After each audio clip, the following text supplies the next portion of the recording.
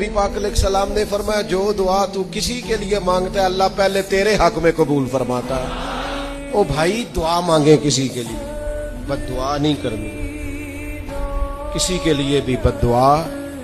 नबी पाक अलैहिस्सलाम ने 3 चीजों का नाम लेके फरमाया ना अपने आप को बद्दुआ देना, ना अपनी औलाद को बद्दुआ देना, ना अपने माल को बद्दुआ देना। ऐसा ना हो कि जब तुम वो दुआ कर रहे हो तो वक्त कबूलियत का हो।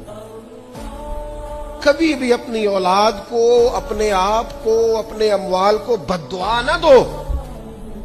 क्यों ऐसे जुमले बोलते हो?